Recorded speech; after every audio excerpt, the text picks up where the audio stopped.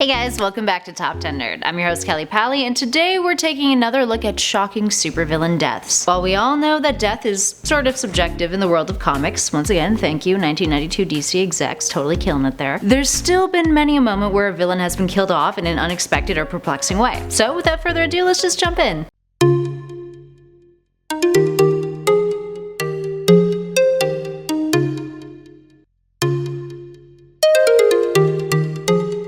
And at number 10 is the Joker from The Killing Joke. Ah yes, another Joker death. We had two in our last list. And there's another one coming, friends. Spoilers. In Alan Moore and Brian Boland's The Killing Joke, it's ambiguous whether or not Batman kills the Joker. But many fans feel that it implies his death, considering the conversation the two had prior to the Joker and his laughter disappearing in the last panel. Boland has always chosen to leave this open-ended, and based on his fun little sense of humor in interviews, it doesn't look like he'll be budging on the truth of what actually happened anytime soon. Batman kills the Joker. That's why it's called The Killing Joke. The Joker tells the killing joke at the end. Batman reaches out and breaks his neck, and that's why the laughter stops. So what do you guys think? Death or no death? And at number 9 is Mirror Master. Looking at the first Mirror Master here, Sam Scudder, of course. He's one of Barry Allen's classic rogues. And if you're unfamiliar with him, the Mirror Master uses mirrors to hypnotize, clone, and to generally commit crimes. Crafty. Now during Crisis on Infinite Earths, Mirror Master is killed alongside Icicle and Malador by Chrono when they were attempting to save the world as part of Lex Luthor's hero-villain team. And it's actually pretty tragic. He's on the side of good and is doing something courageous, and bam, didn't stand a chance. Up next, number 8 is William Stryker. William Stryker is most typically depicted as an antagonist for the X-Men. He's a religious fanatic with a military history and was involved with the Weapon X project, but that was back in the day. As an older man, he still hates mutants and thinks they are Satan's tool in a plot to destroy humankind. Right. Yeah. In the Decimation story arc, Stryker rallies a mutant genocide, and is ultimately killed when Wolverine orders Archangel to kill him, and he does so by slicing him in half with his wings. And at number 7 is Red Skull from Old Man Logan. In the alternate universe of Old Man Logan, it's 50 years into the future, after all the superheroes have fallen. Evil has triumphed, and Red Skull is now the President of the United States. After Logan is gunned down by S.H.I.E.L.D. operatives and shoved into a body bag, he comes to in Red Skull's trophy room, where the two fight it out. Logan grabs hold of Captain America's shield and then decapitates the tyrant. Then uses Iron Man's suit to get away before Red Skull's goons can catch him. All cause he just doesn't want to pop those claws. And at number 6 is the Joker from Batman Beyond: Return of the Joker. Okay, so now onto an actual clear-cut Joker death.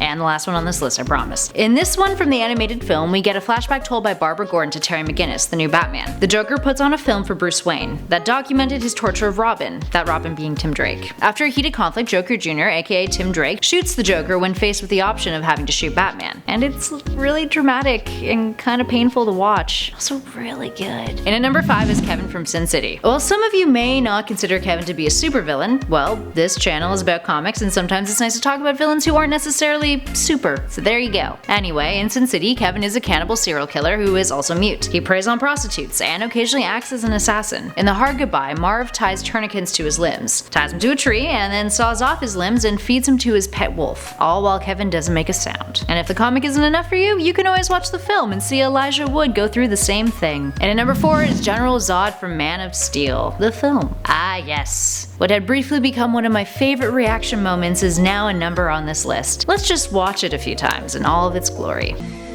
Near, far, wherever.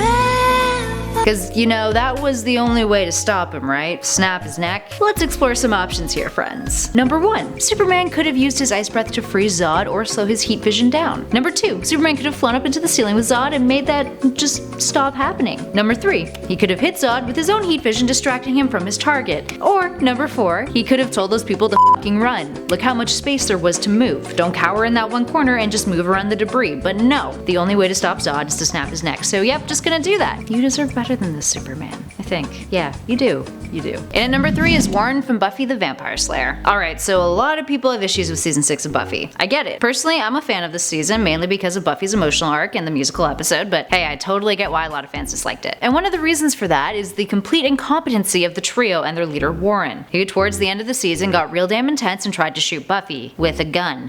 Which resulted in the bullet going stray and killing Tara. You monsters. Anyway, this results in Willow going dark and hunting down the man responsible for her beloved's death. And what does she do? She straight up flays him. Just full-blown flaying. Ramsay Bolton the bitch before the Boltons were even a thing. On television, that is. Was it a well-deserved death? I mean, Warren. But flaying? Damn, Willow, that's harsh. And at number 2 is Kilgrave, aka the Purple Man. So in Alias, the comic that follows Jessica Jones when she's operating under the name of Jewel, Kilgrave uses his mind control powers to force Jessica to live with him and do his bidding for months, eventually forcing her to attempt to kill Daredevil. She ends up becoming severely traumatized, gives up being a superhero, and becomes a PI. And when he tries to subdue her again, with the help of the Avengers, she imprisons him. Well, in the Netflix show, his defeat goes down a little differently. And spoiler alert, friends, you've been warned. He's abruptly killed in a standoff with Jessica when she overcomes his control over her and saves Trish. Portrayed by David Tennant, the character along with the show received critical praise, which quite frankly was well deserved. You guys should check it out if you haven't seen it. And if not, I am sorry, spoilers. And finally, in at number 1 is Blob. Oh, Ultimatum. You're a fun one, aren't you? So if you're unfamiliar with this gem of a story, Ultimatum is a 2009 series that acts as a closer to the Ultimate Universe. And it's basically just a domino effect of bad crap happening after Ultron kills Scarlet Witch, but it's actually Doctor Doom's fault and like everyone dies.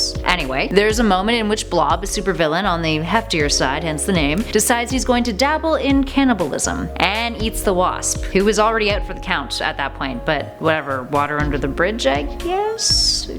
Hank Pym sees this and is infuriated, so naturally he grows big and then eats Blob's head, or rather decapitates him because he spits it out. Retribution, an eye for an eye? Or rather a head for intestines? There we have it, friends. Whose death shocked you? Did you know about all the ones on our list? And most importantly, what should we do a list on next? Give us a shout in those comments below and let us know. But for now, thanks for watching Top 10 Nerd. I've been Kelly Pally, and I'll catch you guys in the next one.